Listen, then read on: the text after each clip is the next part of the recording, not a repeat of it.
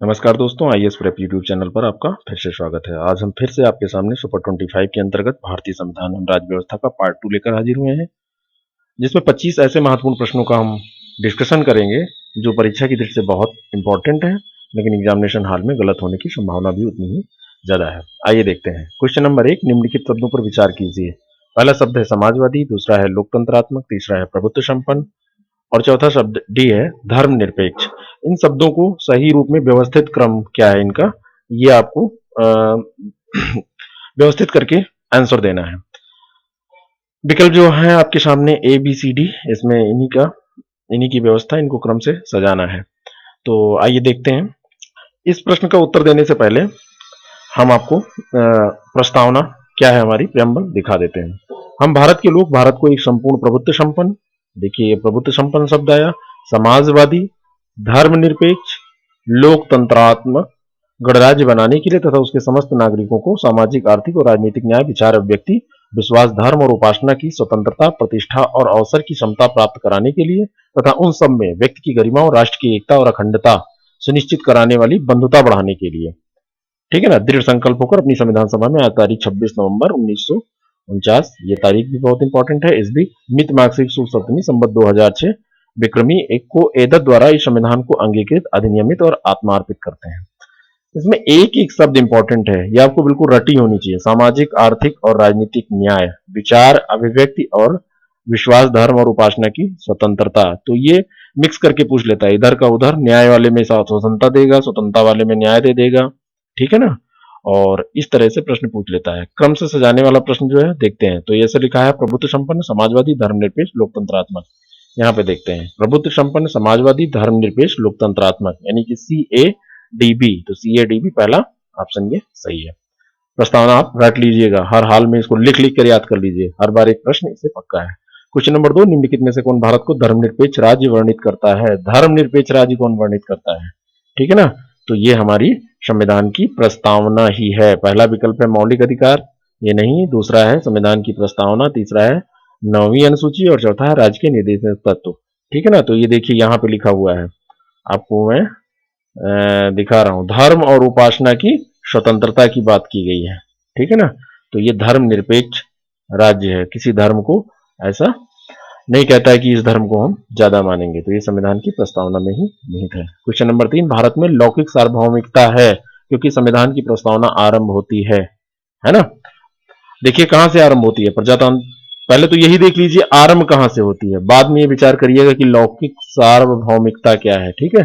देखते हैं, प्रजातांत्रिक भारत शब्दों से, जनता के जनतंत्र शब्दों से, जनता के लोकतंत्र शब्दों से, और चौथा विकल्प है हम भारत के लोग। तो अभी आपने पढ़ा है हम भारत के लोग, देखिए यहीं से ये शुरू हो रही है, हम भारत के लोग, ठीक है ना। क्वेश्चन नंबर 4, भारत के राष्ट्रीय ध्वज में चक्र किसका प्रतीक है? पहला है स्वतंत्रता का, दूसरा है भाईचारे का, सी विकल्प है न्याय का और डी विकल्प है समानता का। तो चक्र जो है ये न्याय का प्रतीक है।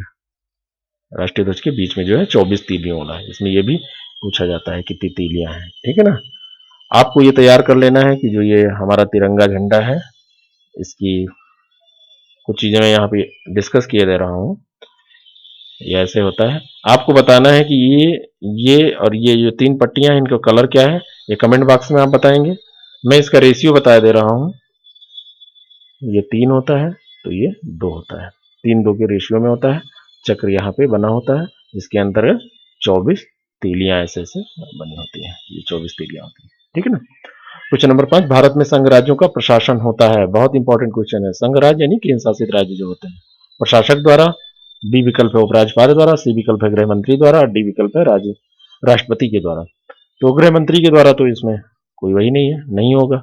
अब यहाँ पे कंफ्यूजन ये हो सकता है कि प्रशासक होता है, कुछ कुछ यूनियन टेरिटरी है वहां के, जो एक प्रशासक की नियुक्ति होती है, राज्यपाल को कहते हैं, उपराज्यपाल के द्वारा, है ना, और राष्ट्रपति के द्वारा। तो ये होता तो है प्रशासक, उपराज्यपाल, जो भी ये सब होते हैं, लेकिन ये किसके भी पे काम करते हैं, शासन वास्तव में होता है वहां पे राष्ट्रपति का, राष्ट्रपति के द्वारा संघ राज्यों का प्रशासन होता है। क्वेश्चन नंबर 6, उत्तराखंड राज्य की स्थापना कब हुई थी? इसके पहले मैंने आपसे पूछा था कि कमेंट बॉक्स में बताइएगा कि छत्तीसगढ़ कब बना था। कि झारखंड मैंने पूछा था, झारखंड कब बना, छत्तीसगढ़ कब बना। आइए देखते हैं। पहला विकल्प है 1 नवंबर 1999, दूसरा है 1 नवंबर 2000 और तीसरा है सी विकल्प 9 नवंबर 1999 और डी विकल्प है 9 नवंबर 2000। ठीक है ना। तो सबसे पहले तो आपको पता है कि 2000 में हुई थी, इतना आपको याद होगा। अब ये विकल्प बचा और ये दो विकल्प कट गए आपके। अब इसमें तय करना है आपको कि 1 नवंबर को हुआ था कि 9 नवंबर। देखिए आंसर कैसे निकालते हैं मैं आपको बता रहा हूं। तो ए और सी विकल्प तो खत्म हो गए और बी और डी में बचा। तो 1 नवंबर को हुआ था कि 9 नवंबर को हुआ था। तो इसको मैं आपको बता दूं, एक फार्मूला याद कर लीजिए, चूजा। ठीक है ना, CHUGA। ये 3 स्टेट साथ में बने थे, आगे आप समझ गए होंगे। तो CH for Chhattisgarh, U for Uttarakhand और J फॉर झारखंड। तो सेकंड पे आ रहा है कौन, ये उत्तराखंड। तो ये उत्तराखंड पूछ रहा है। तो ये 1 नवंबर, 9 नवंबर और 15 नवंबर, ये 3 डेट थी। ठीक है ना। तो 2000 में बना ही था, तो ये 9 नवंबर हो जाएगा। ये भी विकल्प आपका कट जाएगा। ये फार्मूला याद रखिएगा। हाँ, जरा हमको बताइएगा कमेंट बॉक्स में कि झारखंड की स्थापना कब हुई थी। निम्नलिखित राज्यों के निर्माण का सही आरोही क्रम क्या है ना। सही आरोही क्रम यानी कि सबसे पहले किसका हुआ, उसके बाद किसका हुआ, उसके बाद किसका हुआ, ऐसे आपको बताना है। आरोही क्रम यही होता है, बढ़ता हुआ क्रम। नागालैंड, मेघालय, सिक्किम, अरुणाचल प्रदेश, यही चारों स्टेट चारों विकल्प में दिए हुए हैं। ये 4 स्टेट हैं जो चारों विकल्प में दिए हैं। फिर दिया है मेघालय, अरुणाचल प्रदेश, नागालैंड, सिक्किम, ऐसे। इसको पढ़ने से पहले मैं आपको ये बता दूं कि इसमें जब तक आपको सन नहीं याद होगा आप कुछ नहीं कर सकते। मोटा मोटी आपको याद होना चाहिए। एक एक करके हम सन देख लेते हैं कि किसकी कब हुई थी। तो यहां पे हम देखते हैं नागालैंड, तो ये हुई थी 1963 में, जहां तक मुझे याद आ रहा है ये 1963 में हुई थी, शायद 1 दिसंबर को। ठीक है ना, शायद नहीं, ये पक्का है 1 दिसंबर को। मेघालय की हुई थी 1972 में, 1972। और सिक्किम की हुई थी 1900, ये सबको पता है, जरा सा भी जिसने जो पेपर देखा होगा, तो 1975 में। और अरुणाचल प्रदेश की 1987 में हुई थी। कभी कभी इसको 86 देके भी पूछता है, लेकिन 87 में हुई थी। अब यहाँ पे आप देखिए, तो ये पहला विकल्प ही सेट है सही से, यही आंसर हो जाएगा। तो ऐसे प्रश्नों को याद करने के लिए आप ये कर सकते हैं। आप जरा कमेंट बॉक्स में बताइएगा कि तेलंगाना की स्थापना किस डेट में हुई थी। क्वेश्चन नंबर 8, नागरिकता अधिनियम 1955। नागरिकता अधिनियम 1955, 1955 का नागरिकता अधिनियम है हमारा, संविधान में वर्णित है कि अंतर्गत पंजीकरण द्वारा भारतीय नागरिकता प्राप्त करने के लिए भारतीय मूल के व्यक्ति को भारत में कितने वर्ष बिताने होंगे, क्या प्रावधान उसमें किया गया है। 3 वर्ष पहला विकल्प, बी विकल्प है 5 वर्ष, सी विकल्प है 7 वर्ष, डी विकल्प है 9 वर्ष। तो इसका आंसर 7 वर्ष है। ठीक है ना। तो ये हमारा जो नागरिकता अधिनियम है 1955 की, उसकी धारा, उसमें धारा है, और ये धारा आपकी है 5(1)(a), यही है धारा 5(1) और फिर ए, ऐसे लिखेंगे। इस धारा में इसका वर्णन किया गया है कि ये 7 वर्ष होगा। क्वेश्चन नंबर 9, भारत अस्पृश्यता की समस्या का निवारण निम्नलिखित में से किन उपायों द्वारा नहीं किया जा सकता। तो भारत में यहां पे होना चाहिए, भारत में अस्पृश्यता का निवारण किन उपायों के द्वारा नहीं किया जा सकता। कानून बनाकर किया जा सकता है, कानून बनाया जाता है इसके खिलाफ। शिक्षा की उन्नति कर दिया जाए, लोग समान हो जाएंगे, छुआछूत खत्म हो जाएगा, हो ही रहा है, किया जा सकता है। जन जागरण के द्वारा किया जा सकता है। अंतिम विकल्प देखिए दिया, नौकरियों में प्रवेश दिलाकर, क्या इसके द्वारा किया जा सकता है, नहीं। तो यही आंसर हमारा हो जाएगा, इसके द्वारा नहीं किया जा सकता। भाई नौकरी में जाने से कोई छुआछूत नहीं, खत्म हो जाएगा। हाँ, ये आप कह सकते हैं कि जब व्यक्ति नौकरी करेगा, पैसा कमाएगा, तो धीरे धीरे समाज में दर्जा मिलेगा, लेकिन ये ऐसा किया नहीं जा सकता, ये कोई उपाय नहीं है। तो इसका डी हो जाएगा। क्वेश्चन नंबर 10, अल्पसंख्यक वर्गों के हितों का संरक्षण निम्नलिखित में से किस अनुच्छेद में। अनुच्छेद से खूब प्रश्न पूछे जाते हैं, तो किस अनुच्छेद यानी कि आर्टिकल जो है, किस आर्टिकल में दिया हुआ है अल्पसंख्यक वर्ग के हितों का संरक्षण। तो आप देखिए, आर्टिकल 29 अनुच्छेद 29, बी विकल्प है अनुच्छेद 25, सी विकल्प है अनुच्छेद 30 और डी विकल्प है अनुच्छेद 23। तो अनुच्छेद 23 में तो आपको पता है कि इसके अंतर्गत मानव के दुर्व्यापार एवं बलात् श्रम पर प्रतिबंध लगाया गया है। तो ये बलात् श्रम वाला हो गया, बलात् श्रम और दुर्व्यापार वाला हो गया। अनुच्छेद 30 जो है ये है, ये इसका आंसर आप पहले देख लीजिए। तो इसका आंसर आर्टिकल 29 अनुच्छेद 29 है। तो ये आंसर हमारा हो गया। इसमें अल्पसंख्यक वर्गों के हितों का संरक्षण किया गया है। आर्टिकल जो 25 है, ये धार्मिक स्वतंत्रता का वर्णन किया गया है। ये आप याद कर लीजिए इसको भी, ये भी खूब पूछा जाता है। धार्मिक स्वतंत्रता का इसमें वर्णन है। अनुच्छेद 30 जो है ये भी अल्पसंख्यकों के संबंधित है, माइनॉरिटी से ये भी संबंधित है, अल्पसंख्यक से ये भी संबंधित है माइनॉरिटी से। लेकिन इसके अंतर्गत क्या किया गया है कि इनके शिक्षण संस्थान जो होते हैं, शिक्षण संस्थानों की स्थापना का इसके अंतर्गत प्रावधान किया गया है कि ये शिक्षण संस्थानों की स्थापना अल्पसंख्यक लोग कर सकते हैं। ठीक है ना, आगे बढ़ते हैं। क्वेश्चन नंबर 11, संविधान के अंतर्गत मूल अधिकारों का संरक्षक कौन है? बहुत इंपॉर्टेंट क्वेश्चन है। जो हमारे फंडामेंटल राइट्स हैं, इसका संरक्षक आखिर कौन है? संसद, ए विकल्प, बी विकल्प राष्ट्रपति, सी विकल्प सर्वोच्च न्यायालय और डी विकल्प मंत्रिमंडल। मंत्रिमंडल तो वैसे ही नहीं हुआ, आप इसको पहले कर दीजिए।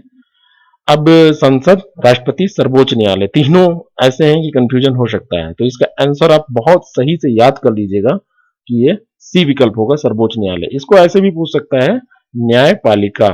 ठीक है ना, न्यायपालिका, यानी कि इसको जुडिशरी देके भी यहाँ पे पूछ सकता है कि इसका जुडिशरी जो है हमारे फंडामेंटल राइट्स का संरक्षण करती है। ठीक है ना, संसद राष्ट्रपति नहीं होगा, सर्वोच्च न्यायालय, बहुत सही से ध्यान रखिएगा। क्वेश्चन नंबर 12, किस वाद ने संसद को मौलिक अधिकारों में संशोधन का, मौलिक अधिकारों में, फंडामेंटल राइट की बात चल रही है, अधिकारों में संशोधन का अधिकार दिया? राजनारायण बनाम इंदिरा गांधी, बी विकल्प गोलकनाथवाद, सी विकल्प केशवानंद भारती और डी विकल्प सज्जन कुमार वाद। तो इसका आंसर हो जाएगा सी विकल्प। ठीक है ना, केशवानंद भारतीवाद।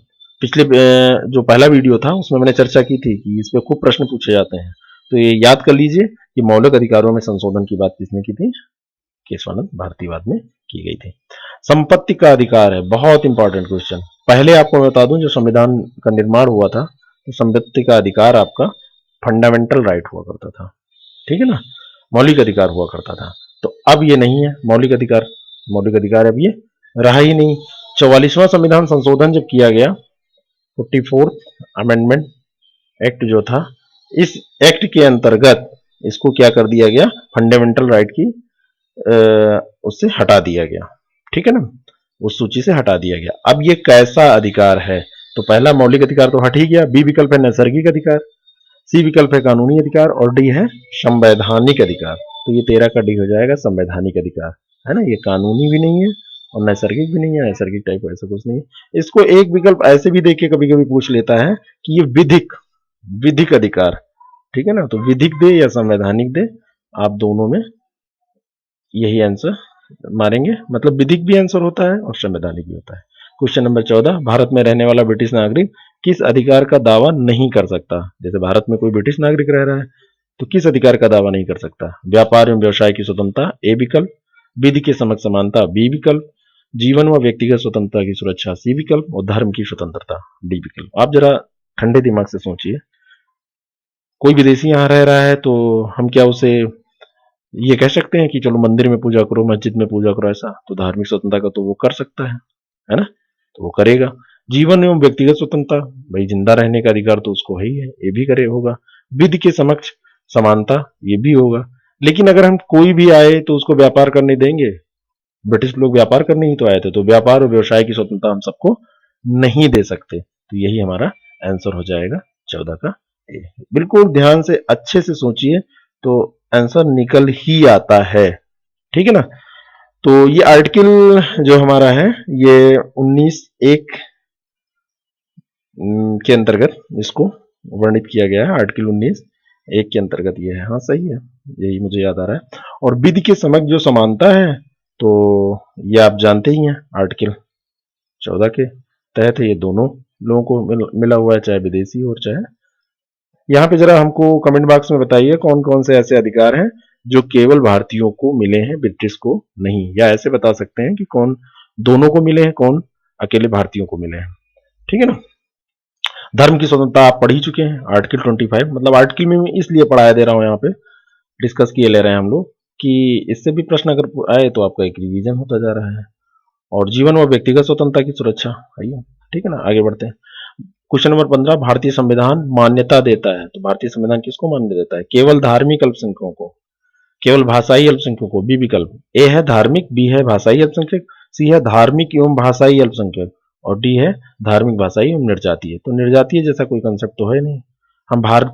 हमारे संविधान में धार्मिक और भाषाई दोनों अल्पसंख्यकों को मान्यता दी जाती है। जो धर्म की दृष्टि से कम संख्या में और जो भाषा की दृष्टि से कम संख्या में है। ठीक है ना।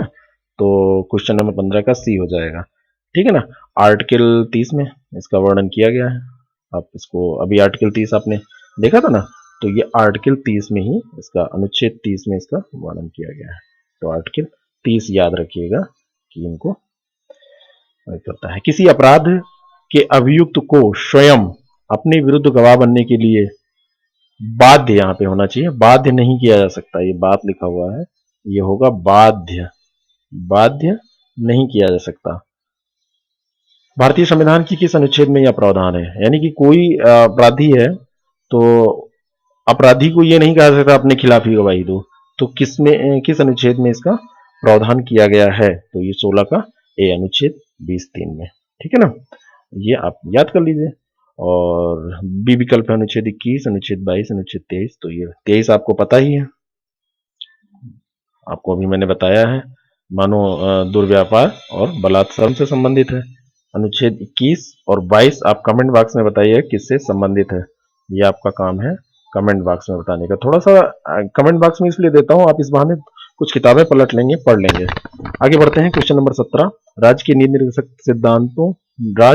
निर्देशक सिद्धांतों, इसको डीपीएसपी भी शार्ट में कभी कभी लिख सकते हैं, डीपीएसपी है ना, डायरेक्टिव प्रिंसिपल ऑफ ऐसे। ठीक है, सिद्धांतों को भारतीय संविधान में शामिल किए जाने का उद्देश्य है, क्या उद्देश्य है? सामाजिक और आर्थिक प्रजातंत्र को स्थापित करना। ये देखिए यहाँ पे ये गलती से टाइप हो गया है, ये यहाँ पे गलती से टाइप हो गया है, तो इसका आंसर है सामाजिक और आर्थिक प्रजातंत्र को स्थापित करना। मतलब आंसर ही वहां पे टाइप हो गया, कोई बात नहीं, आपको यहाँ पे तैयार करना है। तो पहला विकल्प था राजनीतिक प्रजातंत्र, ठीक है ना, तो केवल राजनीतिक प्रजातंत्र नहीं, सामाजिक प्रजातंत्र और गांधीवादी प्रजातंत्र, तो ये सही आंसर है सामाजिक और आर्थिक, सामाजिक भी और आर्थिक प्रजातंत्र को स्थापित करना। Next question number 18। भारत के कल्याणकारी राज्य होने का विचार पाया जाता है संविधान की प्रस्तावना में? पहला विकल्प, दूसरा विकल्प मौलिक अधिकारों में, तीसरा विकल्प है राज्य के नीति निर्देशक तत्वों में, और डी है ए और सी दोनों में। तो कल्याणकारी राज्य की बात कहां कहां की जाएगी? देखिए मौलिक अधिकार में तो ऐसा नहीं होगा, तो बी तो ऐसे ही निकल गया। अब विचार करना है ए में या फिर सी में या फिर ए और सी दोनों में। तो राज्य के निर्देशक तत्वों में तो हो ही जाएगा, कल्याण की बात ये करता है, और भारत की जो संविधान की प्रस्तावना है उसमें भी ये बात की गई है। ठीक है ना, तो इसका आंसर हो जाएगा डी। ठीक है ना, क्वेश्चन नंबर 18 का डी। और राज्य के निर्देशक तत्व डीपीएसपी में क्या कहा गया है कि देश के शासन के लिए आधारभूत है। डीपीएसपी को ऐसा भी प्रश्न पूछा जाता है कि देश की शासन के लिए आधारभूत है क्या, तो उसका आंसर होता है डीपीएसपी, यानी कि राज्य के नीति निर्देशक तत्व देश के शासन के लिए इनको आधारभूत माना जाता है ना, देश के शासन के लिए आधारभूत है, शासन के लिए आधारभूत है। और यहाँ पे जो संविधान की प्रस्तावना है वो तो है ही है। Question number 19। राज्य सरकार को ग्राम पंचायतों को संगठित करने के लिए निर्देशित करता है, किस अनुच्छेद में? तो सबसे पहले तो आपको मैं ये बता दूं कि डीपीएसपी के में इसका जिक्र किया गया है। डीपीएसपी आप समझ रहे होंगे, राज्य के नीति निर्देशक तत्व। राज्य के नीति निर्देशक तत्व में तो किस आर्टिकल? पहला है ए विकल्प अनुच्छेद 40, बी विकल्प है अनुच्छेद 32, सी विकल्प है अनुच्छेद 51 और डी विकल्प है अनुच्छेद 48। तो इसका आंसर है अनुच्छेद 40। ग्राम पंचायतों के गठन की बात अनुच्छेद 40 में की गई है। 19 का ए विकल्प हो जाएगा। जरा और देख लेते हैं, तो ये अनुच्छेद 32 में क्या किया गया है? तो संवैधानिक उपचारों का अधिकार, संवैधानिक उपचार का अधिकार, तो ये इसमें वर्णित किया गया है। उसको आप नोट कर लीजिए, जहां भी कॉपी पेन आप लेके बैठा करिए उसको नोट कर लिया कीजिए। अनुच्छेद 51 में क्या बात की गई है? तो अनुच्छेद 51 में अंतरराष्ट्रीय शांति व सुरक्षा को बढ़ावा देना, अंतरराष्ट्रीय शांति और सुरक्षा, तो ये शांति और सुरक्षा को बढ़ावा देने की बात करता है, शांति को बढ़ावा देगा और सुरक्षा को बढ़ावा देगा, लेकिन अंतरराष्ट्रीय केवल देश में नहीं। और अनुच्छेद 48 के अंतर्गत क्या बात की गई है? इसके अंतर्गत एग्रीकल्चर एंड हस्बेंड्री, पशुपालन और कृषि, एग्रीकल्चर एंड पशुपालन यानी हस्बेंड्री यानी पशुपालन की बात की गई है। ठीक है ना, तो ये अलग अलग आपके वहां है, याद कर लीजिएगा इसको। Question number 20। राज्य के नीति निर्देशक सिद्धांत किस प्रकार मौलिक अधिकारों से भिन्न है? बहुत इंपॉर्टेंट क्वेश्चन है। भाई राज्य के नीति निर्देशक सिद्धांत भी है और मौलिक अधिकार भी हैं। दोनों में से हम जनता को क्या होता है, अधिकार मिलते हैं कि ऐसा होगा तो ये चीज हमको प्राप्त होगी। मौलिक अधिकार भी हैं, उनसे भी हम क्या करते हैं, दावा करते हैं अपनी चीजों का। लेकिन क्या अंतर है, तो पूर्वोक्त, देखिए आईएएस में पूछा हुआ प्रश्न है, इसकी भाषा से ही लग रहा है। पूर्वोक्त केंद्रीय सरकार, पूर्वोक्त यानी कि राज्य के नीति निर्देशक तत्व केंद्रीय सरकार के लिए है, और उत्तरोक्त यानी कि मौलिक अधिकार राज्यों के लिए है। तो ऐसा तो कुछ है नहीं, तो पहला विकल्प तो गलत ही हो जाएगा। दूसरा है पूर्वोक्त संविधान का अंश नहीं है, जबकि वो उत्तरोक्त है, तो दोनों संविधान का अंश है, ये भी गलत हो जाएगा। तीसरा देखिए, जो निदेशक सिद्धांत परिवर्तनीय है जबकि मौलिक अधिकार परिवर्तनीय नहीं है। और अगला है इनमें से कोई नहीं, तो ये सी पे विचार करिए, यही सही है कि निदेशक सिद्धांत परिवर्तनीय है ना, और जबकि मौलिक अधिकार परिवर्तनीय नहीं है। यह आप बिल्कुल सही से याद कर लीजिए, यानी कि नीति निर्देशक सिद्धांत के खिलाफ हम कोर्ट में जा नहीं सकते अगर वो उसकी प्राप्ति नहीं हुई, और मौलिक अधिकार का अगर हनन हुआ है तो हम कोर्ट में जा सकते हैं। क्वेश्चन नंबर 21 देखते हैं। भारतीय संविधान के किस अनुच्छेद में भारतीय नागरिकों के मूल कर्तव्य शामिल हैं? बहुत इंपॉर्टेंट क्वेश्चन है, कई बार पूछा जाता है। देखिए इसमें ऑप्शन देखिए, अनुच्छेद 50 का ये पहला विकल्प है, अनुच्छेद 51 खा दूसरा विकल्प है, अनुच्छेद 51 का तीसरा विकल्प है, और अनुच्छेद 51 खा ये दो बार देखिए लिख गया है, तो ये इसको 50 खा ऐसे कर दीजिए, कोई मतलब नहीं है, आंसर आपको याद होना चाहिए, लेकिन ये दो रिपीट हो गया था, ये वाला एक ही। तो इसमें आपको सीधा प्रश्न है, तो इसका आंसर हो जाएगा अनुच्छेद 51 का, आर्टिकल 51 ए में भारतीय नागरिकों के मूल कर्तव्यों को शामिल किया गया है। ठीक है ना, 42वें संविधान संशोधन के द्वारा। ठीक है ना, आगे बढ़ते हैं। निम्न में से किस एक का संरक्षण भारतीय नागरिक का मूल कर्तव्य है? किस एक का संरक्षण करना भारतीय नागरिक यानी हम लोगों का मूल कर्तव्य है, फंडामेंटल ड्यूटी की ये बात कर रहा है। तो किस एक का संरक्षण करना मूल कर्तव्य है? ग्राम पंचायत का ए विकल्प, राष्ट्रीय ध्वज का बी विकल्प, SC ST यानी शेड्यूल कास्ट और शेड्यूल ट्राइब का डी विकल्प। तो इनका संरक्षण हम लोग ऐसे नहीं करें तो कट ही जाएगा। राष्ट्रीय ध्वज के सम्मान करने की बात की गई है, इसका हम सम्मान करेंगे। ठीक है ना, और आदर आदर करने की बात की गई, सॉरी आदर की बात की गई है, आदर करेंगे। ग्राम पंचायत तो मैंने आपको बताया कि ये आर्टिकल 40 के तहत में वर्णन किया गया, और ये DPSP है, ये FD है ही नहीं है, तो ये निकल जाएगा। अब एक आपका बचा ये वन्य प्राणी, तो इन्हीं के संरक्षण की बात की गई कि वन्य प्राणी की हम संरक्षण करेंगे। क्वेश्चन नंबर 23 है, भारत की प्रभुता, एकता और अखंडता की रक्षा करें और उसे अक्षुण्ण रखें। देखो आप यहाँ पे देखें, प्रभुता, एकता और अखंडता की रक्षा करें और उसे अक्षुण्ण रखें, यह उपबंध कहाँ है? संविधान की उद्देशिका में। क्वेश्चन नंबर 23 है, पहला विकल्प संविधान की उद्देशिका में, दूसरा विकल्प राज्य की नीति के निर्देशक तत्वों में, और सी विकल्प मूल अधिकार में, और डी विकल्प मूल कर्तव्य में। तो ये मूल अधिकार कहीं से तो नहीं दिख रहा है, मतलब उनको अक्षुण्ण रखना है, तो ये कहीं कर्तव्य की बात हो रही है, ये तो होगा नहीं। लेकिन इसका वर्णन कहाँ गया? उत्तेजिका में आपने अभी पढ़ा था, ऐसा कुछ नहीं लिखा है।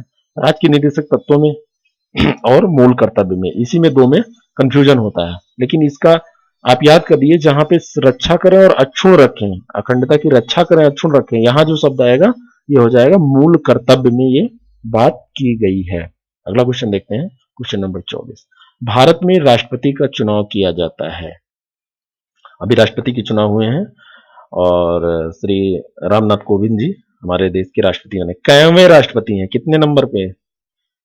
कमेंट बॉक्स में आप बताइएगा कि ये भारत के कयवें राष्ट्रपति हैं, है ना, कितने राष्ट्रपति हो चुके हैं। ठीक है, तो ये बताइएगा आप कमेंट बॉक्स में। प्रत्यक्ष निर्वाचन द्वारा क्या आपने वोट दिया? तो ये पहला कट जाएगा। एकल हस्तांतरणीय मत प्रणाली के द्वारा बी विकल्प है, अनुपातिक मत प्रणाली के द्वारा, और खुले बैलेट प्रणाली के द्वारा।